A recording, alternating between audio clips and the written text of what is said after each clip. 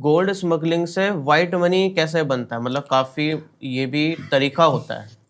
Smuggling देखिए कोई भी चीज़ है कि जब भी स्मगलिंग है कि आप फॉरेन से कोई सामान लाए जिस पे आपने duty, custom duty, import duty कुछ नहीं पे की, आप उसको कैसे भी किसी भी तरीके से ले आए। अब आप देखोगे कभी एक केस मैं बताता हूँ, बहुत इंटरेस्टिंग है कि एक बार कस्टम डिपार्टमेंट ने एक किसी बंदे ने वहाँ से फॉरेन से टाइल्स मंगवाए, टाइल्स तो वो बॉक्स में थे, कोरोगेटेड बॉक्स में जो वो होता है हमारा काटन।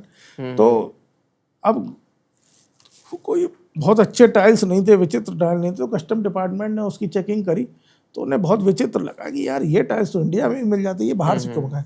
तो उन्हें कुछ फिशी लगा, तो उन्होंने उनकी अनबॉक्सिंग करनी शुरू की और अनबॉक्सिंग करने के बाद उन्होंने पाया कि सब सही है यार, कुछ गलत नहीं है।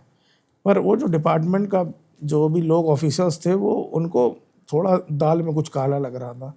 तो जब उन्होंने बाद में देखा तो जब काफ़ी चीज़ें सर्च करी तो कुछ नहीं मिला। तो उस गत्ते पे जो स्टेपल लगे हुए थे, मतलब जो पंचिंग होती है, स्टेपल सोने के थे। अच्छा। ठीक है, तो लोग कोई आप देखोगे कि निगल के चला आता है, कोई अपने शरीर के किसी अंग में सिलवा लेता है। तो जब भी किसी भी चीज पे आप ड्यूटी नहीं देते हो, जैसे एक मूवी आई थी बदमाश कंपनी, उसमें आपने देखा होगा शाहिद कपूर जूते लेके आता है, तो वो कहता है एक जूते का एक पेयर आप कलकत्ता पोर्ट पे भेजो, एक गुजरात पोर्ट पे भेजो।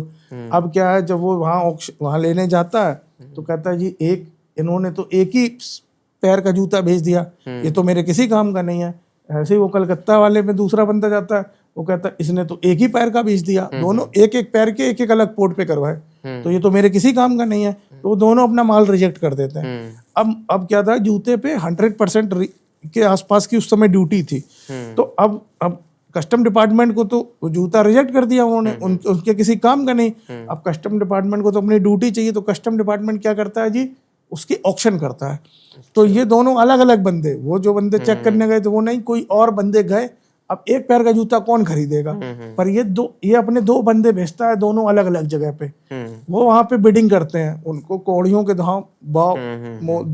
दाम पे जूता मिल जाता है, 25-30 हजार रुपए में वो लेके आ जाते हैं, दोनों अपने जूते असेंबल करके बेचते हैं। तो ये एक तरीके से स्मगलिंग है। अब गोल्ड की स्मगलिंग, जैसे आपका ये जो है नेबरिंग कंट्री आपका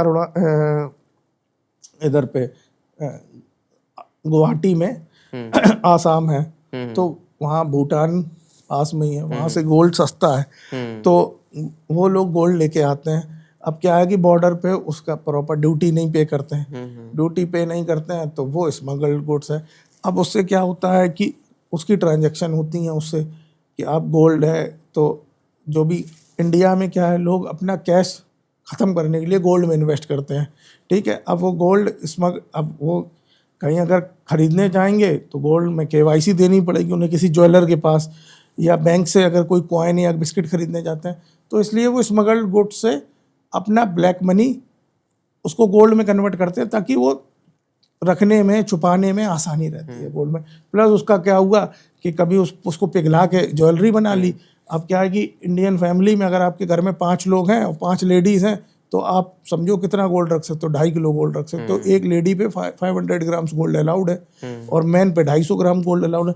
5 लेडी हैं, 5 मैन है, तो 2.5 किलो हो गया, और 1 किलो 250 ग्राम वो हो गया, तो 3 किलो 75 ग्राम 750 ग्राम गोल्ड हो गया। 4 किलो गोल्ड में तो बहुत ब्लैक मनी कंज्यूम हो जाएगी। तो ये तरीका होता है स्मगलिंग का।